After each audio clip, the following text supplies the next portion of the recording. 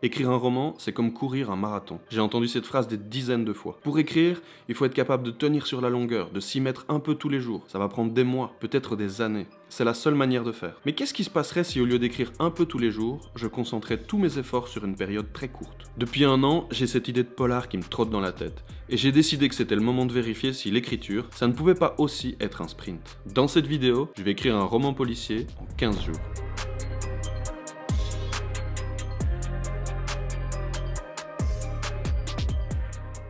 Le problème, c'est que le polar, c'est pas vraiment un genre qui s'improvise.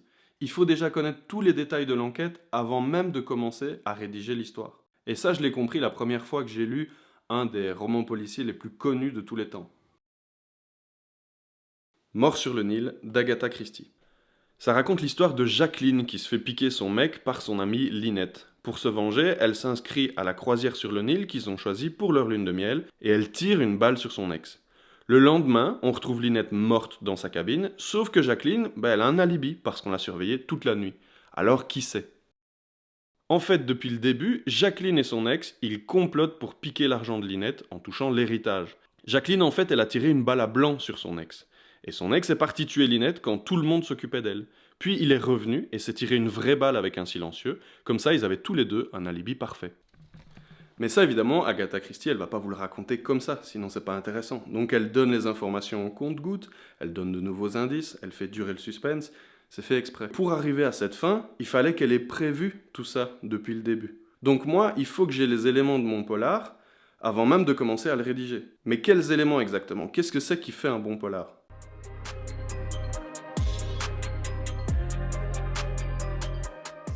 Ce que je vais vous présenter maintenant, c'est les 5 éléments du roman policier. Il y a les évidents. Le coupable, c'est en général l'inconnu de l'enquête, c'est celui qu'on va rechercher. Mais parfois, c'est un personnage qu'on connaît déjà, on va en reparler après. On a la victime, sans victime, il n'y a pas d'enquête. Attention, parfois, c'est pas quelqu'un qui est mort, ça peut simplement être quelqu'un qui a disparu, par exemple. Ensuite, l'arme du crime, qui parfois est connue dès le début, mais pas toujours. On a la manière dont le coupable a tué sa victime. Et enfin, le plus intéressant selon moi, le mobile. Pourquoi le coupable a tué sa victime? Chez Agatha Christie, par exemple, on pensait que c'était la jalousie, et en fait, c'était plutôt l'appât du gain. Ok, c'est fait. J'ai déterminé tous ces éléments pour mon histoire. Je sais qui est le coupable, je sais comment il a tué, quelle victime. Donc ça y est, je peux me mettre à écrire. Je connais déjà tous les détails, je peux commencer l'écriture. Ben non, parce qu'en fait, je me suis rajouté une petite difficulté supplémentaire. Parce qu'en fait, tous les polars ne sont pas égaux. Par exemple, celui-là, Le Silence des Agneaux, Hannibal Lecter, tout ça, vous connaissez. C'est pas vraiment le roman policier que je voudrais écrire, parce que on peut pas deviner qui est le tueur en série, même si on fait très attention. Par contre, dans celui-là, Écorce de sang de Tana French, là, si vous faites attention, vous pouvez deviner. Dès le début, vous avez une galerie de personnages, le véritable meurtrier fait partie de ces personnages. Ça veut dire que le lecteur qui est très attentif, il est récompensé. Et il joue avec l'auteur à essayer de trouver, avant la fin, qui est le meurtrier.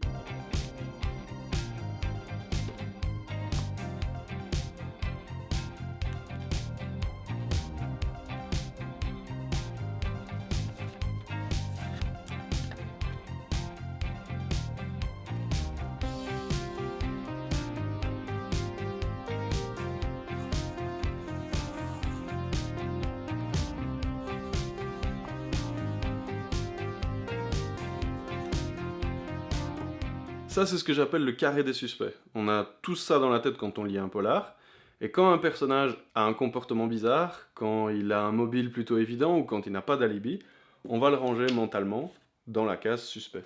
Et à l'inverse, quand il y a un nouvel indice qui va arriver, qui va innocenter un personnage, on va le sortir de la case des suspects et le remettre dans les personnages. Le but du jeu pour le lecteur, c'est qu'à la fin, il n'y ait plus qu'un seul personnage dans cette case à suspect, et que ce personnage soit justement le coupable. Et mon but à moi, en tant qu'auteur, c'est qu'il y ait absolument n'importe quel personnage dans cette case à suspect, sauf le coupable. Alors je sais ce que vous vous dites, la stratégie pour faire ça, c'est de rendre mon coupable aussi innocent en apparence que possible, et d'attirer le lecteur vers des fausses pistes, en rendant d'autres personnages suspects.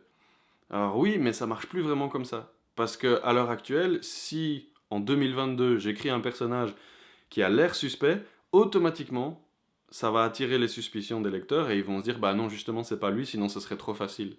C'est pour ça que moi, ma stratégie, c'est qu'on oublie totalement mon coupable, pour qu'on ne pense même pas à le suspecter en fait. Mais pour ça, j'ai besoin de personnages qui vont servir de fausses pistes et qui sont des vrais suspects, pas juste des personnages comme ça que j'ai rajoutés pour que ce soit pas trop facile. Non, il faut qu'ils puissent réellement être suspectés. Donc je leur ai donné soit un mobile vraiment crédible, une vraie bonne raison de tuer la victime, ou alors pas d'alibi et un comportement un peu suspect. Maintenant, j'ai tous les éléments de mon polar. Tout est prêt pour que je commence à raconter mon histoire, mais il faut que je réfléchisse à ma narration. Comment est-ce que je vais rendre ça intéressant? Comment est-ce que je vais vous donner envie de lire le prochain chapitre? De tourner absolument les pages? Pour ça, il va me falloir un peu plus de ficelle. Ça, c'est la fameuse structure en 3 actes, c'est très connu. Acte 1, présentation des personnages, de l'univers, de la situation. Acte 2, conflit. Acte 3, résolution. Mais cette structure, je l'aime pas trop, parce qu'elle a un problème qui est plutôt évident si vous regardez par là. C'est ça.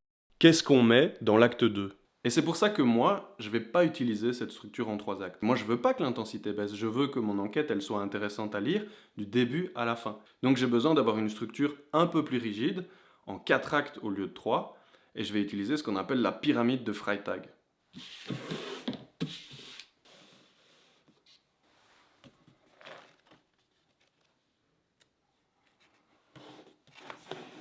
Tout le principe de cette structure, c'est qu'on a un climax au milieu. Alors attention, c'est pas vraiment le climax comme dans la structure en 3 actes, et la structure part de ce milieu.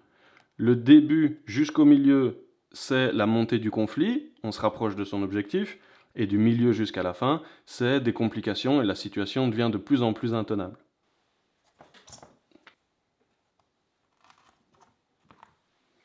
Ce climax au milieu, ça peut être n'importe quoi. Dans un polar, on peut imaginer par exemple que l'enquêteur est dessaisi de l'affaire, ou alors il fait une bavure, ou alors il arrête le mauvais coupable et on s'en rend compte, ou bien le coupable il fait une nouvelle victime. N'importe quoi, tant qu'il y a quelque chose de fort pour relancer l'intrigue à peu près au milieu, au moment où on ne s'y attend vraiment pas. Maintenant, il reste encore un problème, c'est que pour l'instant, on a un seul rebondissement. Il va en falloir plus que ça si on veut maintenir l'attention du lecteur du début à la fin. Donc il faut créer d'autres rebondissements plus petits et les répartir à peu près uniformément pour pas qu'ils soient tous regroupés à la fin, sinon le début ne sera pas intéressant. Je viens de revoir tout le plan de mon intrigue et voilà ce que ça donne. Ça, c'est la structure en 4 actes que je vous ai déjà expliqué, et chaque point rouge, ça correspond à un rebondissement, à une révélation, quelque chose qui relance un peu l'intrigue. Et là, je pense que vous voyez tout de suite le problème, c'est qu'en gros, jusque-là, tout va bien, mais là, il n'y a rien du tout. Au début de l'histoire, il n'y a pas assez. Et ça, c'est parce que la découverte du corps, elle arrive là, à la fin de l'acte 1, et c'est seulement là que les choses commencent à se lancer. Ici, donc, j'ai une partie un peu chiante, qui correspond à la présentation des personnages, de l'univers, mais j'ai pas envie que cette partie-là soit chiante, j'ai envie qu'on soit happé dès le début. Donc il va falloir que je trouve une solution pour qu'il se passe quelque chose là. Alors j'ai réfléchi, j'ai essayé plein de trucs, mais ça marchait pas, j'ai vraiment galéré. Et la solution, j'ai fini par la trouver dans un roman de science-fiction. Seul sur Mars de Andy Weir, je sais pas trop comment on dit. Je me rappelle la première fois que j'ai lu ce roman, je me suis dit mais c'est dingue, on rentre dedans tout de suite. Il n'y a pas de temps pour entrer dans l'histoire. Dès le chapitre 1, on en a quelque chose à faire. Et pourquoi? Je me suis longtemps posé la question et je crois que c'est parce que dès le début, le personnage principal, la première fois qu'on le rencontre, il est dans une situation de difficulté. Et automatiquement, on a de l'empathie pour lui et on a envie de voir s'il va sortir de cette situation ou pas. Donc l'acte 1, c'est là qu'on va découvrir mes personnages pour la première fois. Et pour qu'on s'y intéresse, je vais les mettre dans une situation de difficulté dès le début. C'est comme ça qu'on va les rencontrer. Ici, il y a la découverte du corps, et c'est là que commence l'histoire, acte 2, acte 3, acte 4. Bon, là on est le 4 décembre, ce qui veut dire que dans 2 jours, je commence à écrire mon premier jet, et si tout se passe bien, j'aurai fini dans 15 jours. Bon, là ça dure un peu plus parce qu'il y a Noël entre et je vais pas travailler le jour de Noël, mais je vais travailler 15 jours, et à la fin, mon premier jet doit être fini. Pour écrire 80 000 mots en 2 semaines, je dois écrire 5300 mots par jour. Avec une moyenne de 250 mots par page, ça revient à un peu plus de 20 pages de livre de poche. Tous les jours, sans exception. Est-ce que c'est facile pour moi? Pas du tout. J'écris en général 1 heure avant de m'arrêter parce que je suis trop fatigué mentalement. J'ai un rythme de 1000 à 1500 mots à l'heure maximum, ce qui veut dire que je m'apprête à devoir écrire 4 heures par jour. Non seulement je vais devoir écrire 4 fois plus longtemps, mais en plus je vais devoir tenir le rythme pendant 2 semaines. Je sais tout ça parce que j'adore les chiffres et que ça énerve à peu près toute la communauté littéraire à chaque fois que j'en parle. Je garde des statistiques précises sur tout ce que je fais. À quelle heure j'écris le plus? 10h du matin. Je sais que j'écris 75% plus vite à 14h qu'à 17h. Je suis plus concentré le jeudi que le vendredi. Et contrairement à ce que j'ai longtemps cru, je n'écris pas bien quand je me lève à 6h. Le premier jet de mon roman faisait 80 000 mots. Il m'a fallu 172 jours pour le terminer. Cette fois-ci, j'en ai 15.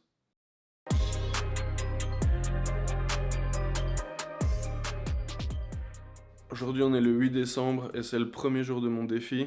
Je suis censé écrire 5300 mots. J'ai jamais écrit autant en une seule journée en fait, donc je sais pas si je vais y arriver. Et même si j'y arrive, il faut que je recommence les 14 jours qui suivent. Bon ben c'est parti.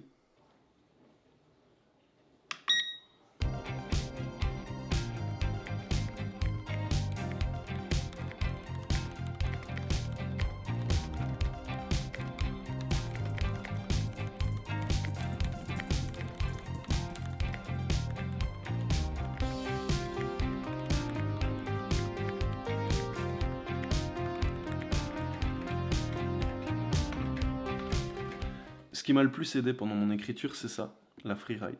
Alors c'est un peu compliqué de vous résumer comme ça ce que c'est, mais en gros, imaginez que c'est une machine à écrire connectée. Avec ça, on peut faire qu'écrire.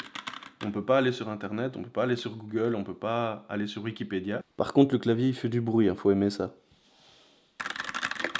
Et moi, ça m'aide énormément d'avoir une machine qui n'est faite que pour écrire. Contrairement à mon ordinateur portable, elle n'a pas de distraction. Et avant, pour faire ça, j'utilisais un vieux PC qui n'avait plus internet et qui me permettait de rester concentré.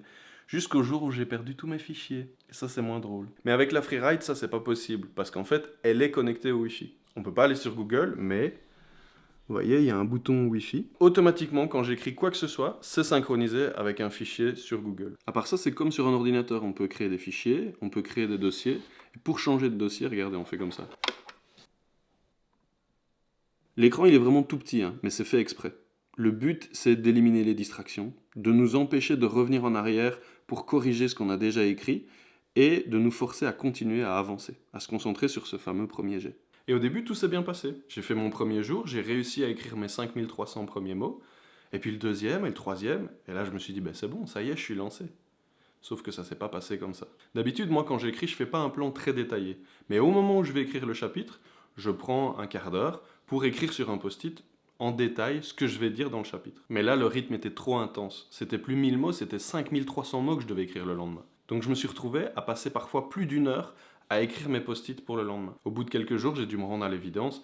Il fallait que je fasse une pause et que je prenne le temps de retravailler mon plan. Donc j'ai été obligé de m'arrêter. Heureusement, après avoir retravaillé mon plan et ajouté des détails, tout est devenu plus facile parce que j'avais plus qu'une chose sur laquelle je devais me concentrer, et c'était écrire.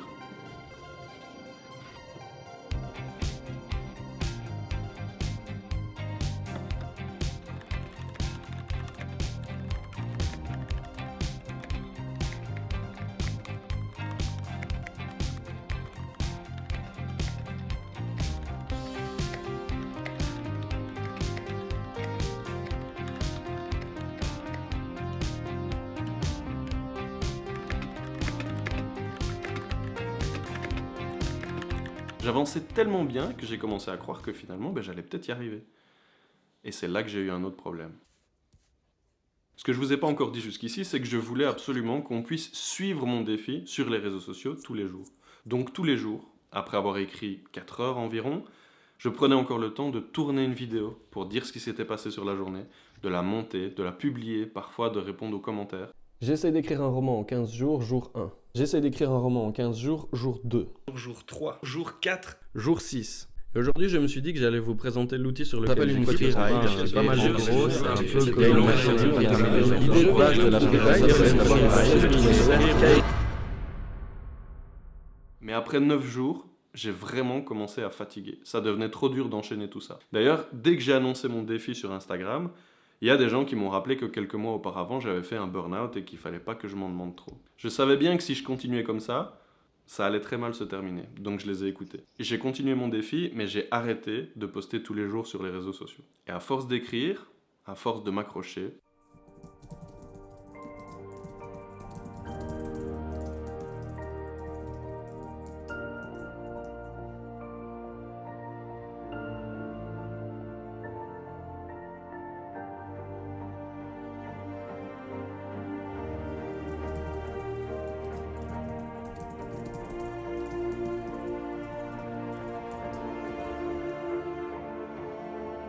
14 jours et j'ai un premier jet. J'en reviens pas, même de le dire comme ça, je n'en reviens pas. Ça m'a énormément aidé de recevoir des encouragements, vos encouragements sur les réseaux sociaux. Ce que je retiens de ce défi, c'est que je suis capable d'écrire beaucoup plus que ce que je croyais.